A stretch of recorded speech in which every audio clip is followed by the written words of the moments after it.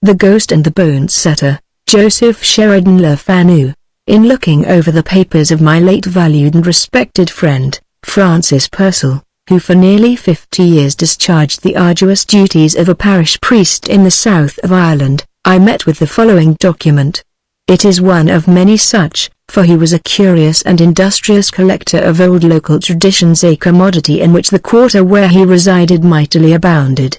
The collection and arrangement of such legends was, as long as I can remember him, his hobby, but I had never learned that his love of the marvelous and whimsical had carried him so far as to prompt him to commit the results of his inquiries to writing, until, in the character of residuary legatee, his will put me in possession of all his manuscript papers. To such as may think the composing of such productions as these inconsistent with the character and habits of a country priest, it is necessary to observe, that there did exist a race of priests, those of the old school, a race now nearly extinct, whose habits were from many causes more refined, and whose tastes more literary than are those of the alumni of Maynooth. It is perhaps necessary to add that the superstition illustrated by the following story, namely, that the corpse last buried is obliged, during his juniority of interment, to supply his brother tenants of the churchyard in which he lies, with fresh water to allay the burning thirst of purgatory, is prevalent throughout the south of Ireland. The writer can vouch for a case in which a respectable and wealthy farmer, on the borders of Tipperary, in tenderness to the corns of his departed helpmate, enclosed in her coffin 2 pair of brogues, a light and a heavy, the one for dry, the other for sloppy weather, seeking thus to mitigate the fatigues of her inevitable perambulations in procuring water, and administering it to the thirsty souls of purgatory. Fierce and desperate conflicts have ensued in the case of 2 funeral parties approaching the same churchyard together, each endeavoring to secure his own dead priority of sepulture, and a consequent immunity from the tax levied upon the pedestrian powers of the last comer. An instance not long since occurred, in which one of 2 such parties, through fear of losing to their deceased friend this inestimable advantage, made their way to the churchyard by a short cut, and in violation of one of their strongest prejudices, actually threw the coffin over the wall, lest time should be lost in making their entrance through the gate. Innumerable instances of the same kind might be quoted, all tending to show how strongly, among the peasantry of the South, this superstition is entertained. However, I shall not detain the reader further, by any prefatory remarks, but shall proceed to lay before him the following extract from the Miss Papers of the late Reverend Francis Purcell, of Drumcoola. I tell the following particulars, as nearly as I can recollect them, in the words of the narrator. It may be necessary to observe that he was what is termed a well-spoken man, having for a considerable time instructed the ingenious youth of his native parish in such of the liberal arts and sciences as he found it convenient to profess, a circumstance which may account for the occurrence of several big words, in the course of this narrative, more distinguished for euphonious effect, than for correctness of application.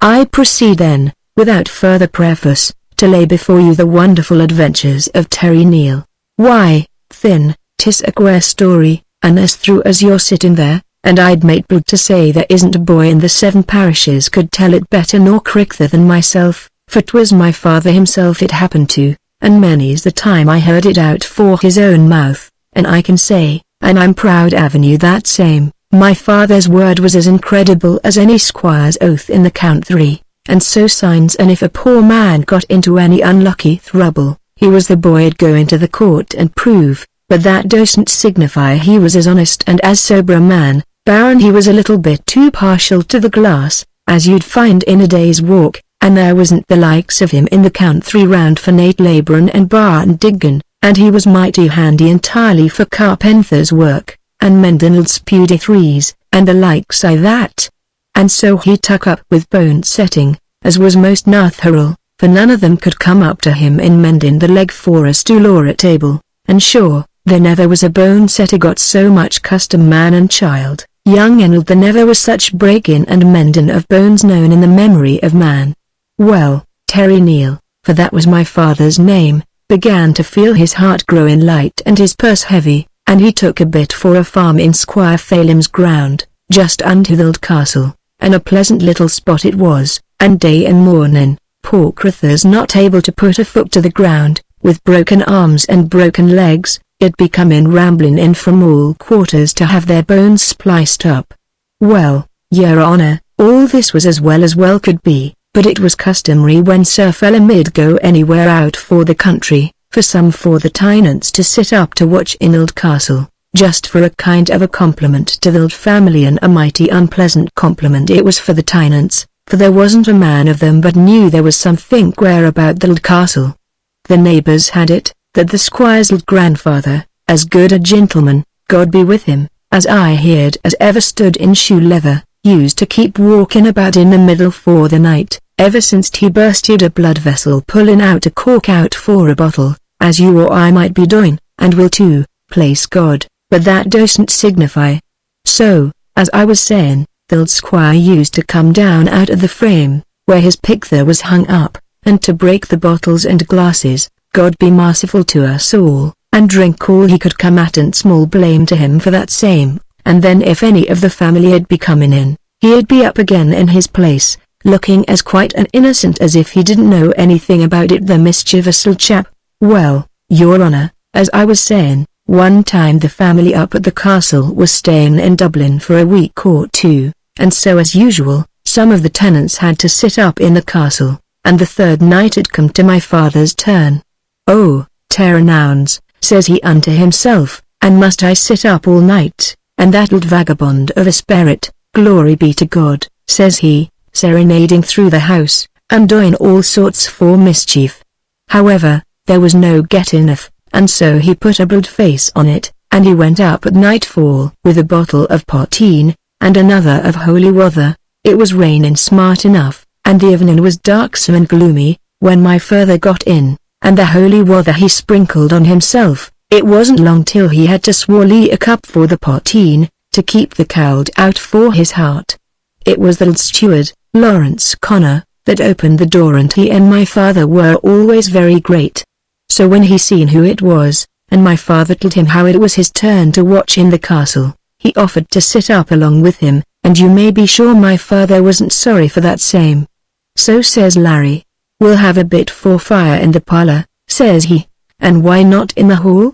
Says my father, for he knew that the squire's picture was hung in the parlour. No fire can be lit in the hall, says Lawrence, for there's an old jackdaw's nest in the chimney. Oh thin, says my father, let us stop in the kitchen, for it's very improper for the likes for me to be sitting in the parlour, says he. Oh, Terry, that can't be, says Lawrence, if we keep up the old custom at all, we may as well keep it up properly, says he. Devil sweep the old custom, says my father to himself. D mind, for he didn't like to let Lawrence see that he was more afeard himself. Oh, very well, says he. I'm agreeable, Lawrence, says he, and so down they both went to the kitchen, until the fire had been lit in the parlour, and that same wasn't long doing. Well, your honour, they soon went up again, and sat down mighty comfortable by the parlour fire, and they began to talk, and to smoke, and to drink a small taste for the poteen, and, moreover, they had a good rousing fire of bogwood and turf,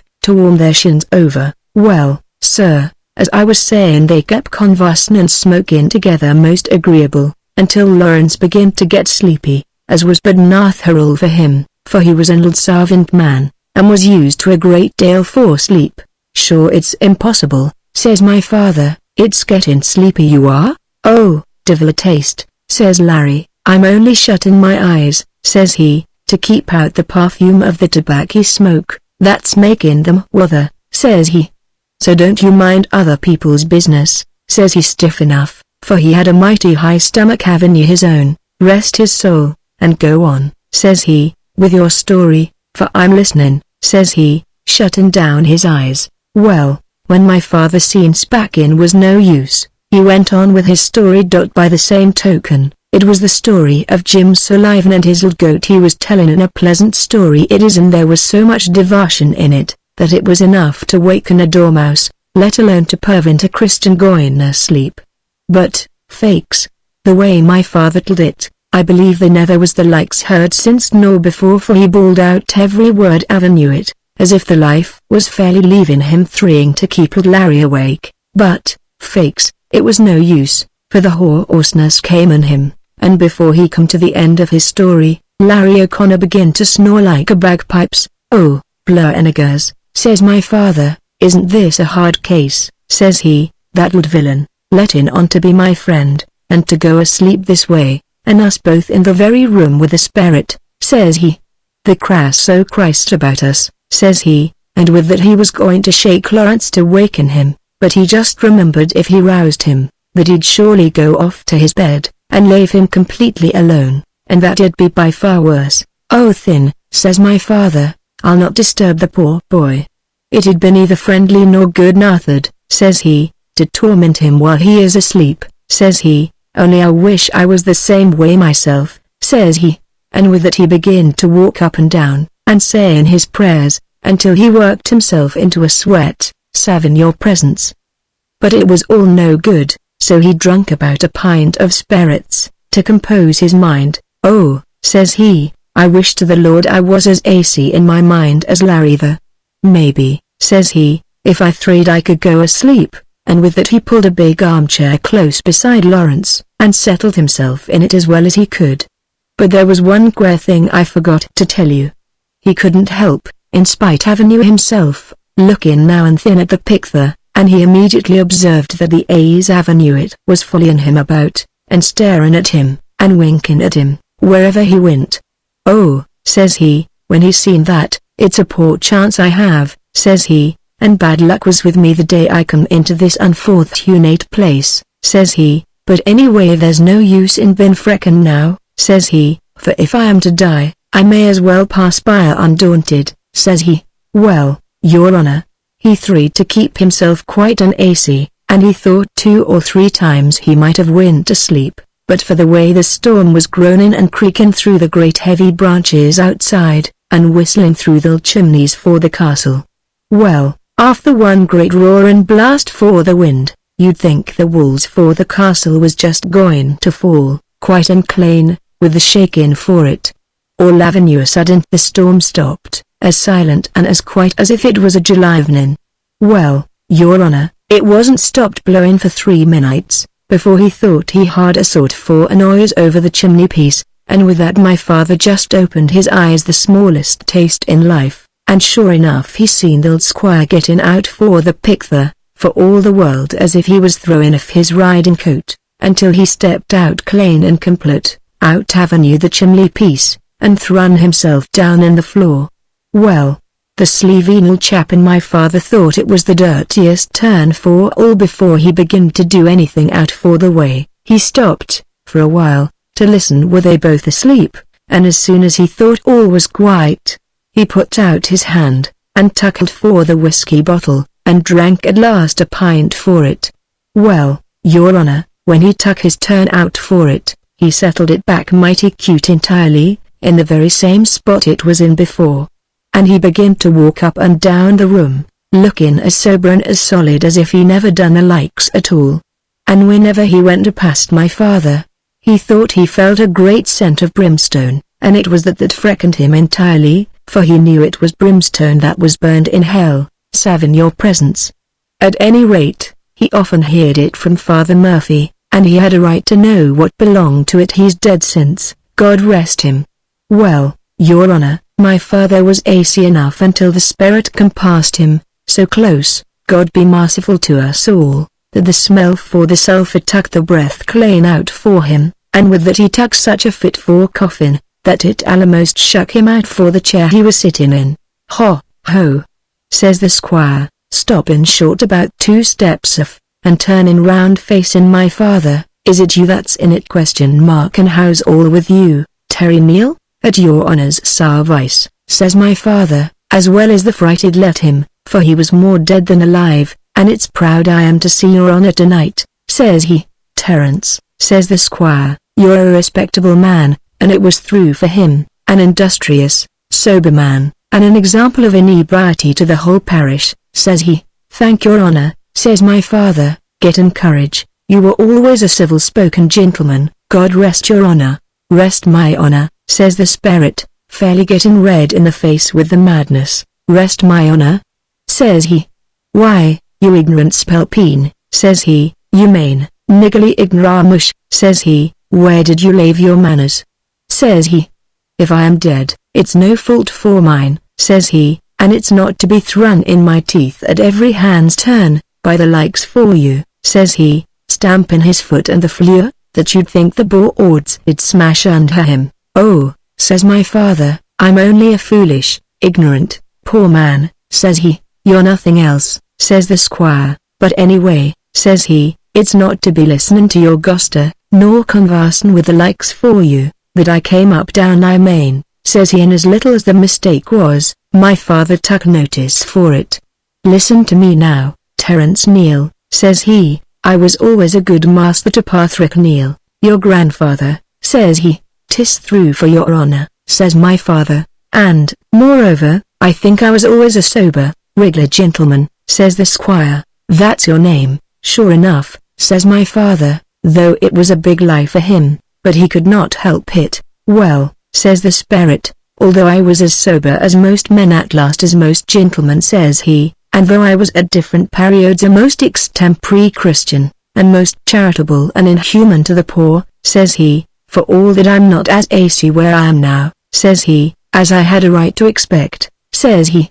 and more's the pity, says my father, maybe your honor 'd wish to have a word with Father Murphy? Hold your tongue, you miserable bliggard, says the squire, it's not for my soul I'm thinking, and I wonder you'd have the impudence to talk to a gentleman concerning his soul semicolon, and when I want that fixed, says he, slapping his thigh, I'll go to them that knows what belongs to the likes, says he. It's not my soul, says he, sitting down opposite my father, it's not my soul that's annoying me most time uneasy on my right leg, says he, that I broke at Glenvarloch cover the day I killed Black Barney. My father found out after, it was a favourite horse that fell under him, after leaping the big fence that runs along by the glen. I hope, says my father, your honour's not uneasy about the killing for him? Hold your tongue, ye fool, said the squire, and I'll tell you why I'm uneasy and my leg, says he. In the place, where I spend most for my time, says he, except the little leisure I have for looking about me here, says he, I have to walk a great deal more than I was ever used to, says he, and by far more than is good for me either, says he, for I must tell you, says he, the people where I am is uncommonly fond folk of weather, for there is nothing better to be had, and, moreover, the weather is hotter than is altogether pleasant, says he, and I'm appointed, says he, to assist in carrying the weather, and gets a mighty poor share for it myself, says he, and a mighty troublesome, wearing job it is, I can tell you, says he, for they're all four of them surprisingly dry, and drinks it as fast as my legs can carry it, says he, but what kills me entirely, says he, is the weakness in my leg, says he, and I want you to give it a pull or two to bring it to shape, says he, and that's the long and the short for it, says he. Oh, place your honor, says my father, for he didn't like to handle the spirit at all, I wouldn't have the impotence to do the likes to your honor, says he, it's only to poor critters like myself I'd do it to, says he. None for your blarney, says the squire, here's my leg, says he, cocking it up to him, pull it for the bare life, says he, and if you don't, by the initial powers I'll not lave a bone in your cussish, I'll not pout her, says he. When my father heard that, he seen there was no use in pretending, so he tuckled for the leg, and he kept pulling and pulling, till the sweat, God bless us, began to pour down his face. Pull, you devil, says the squire, at your service, your honor, says my father. Pull harder, says the squire. My father pulled like the devil. I'll take a little sup, says the squire, reaching over his hand to the bottle, to keep up my courage, says he, letting in to be very weak in himself entirely. But, as cute as he was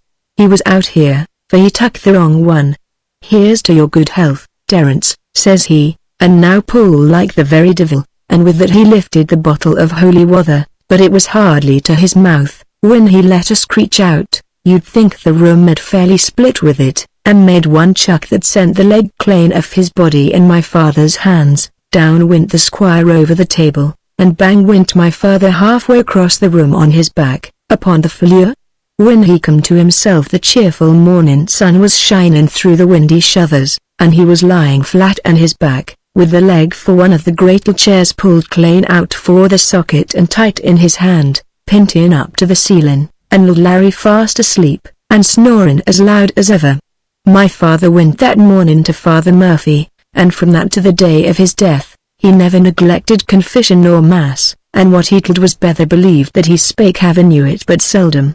And, as for the squire, that is the spirit, whether it was that he did not like his liquor, or by reason for the loss for his leg, he was never known to walk again.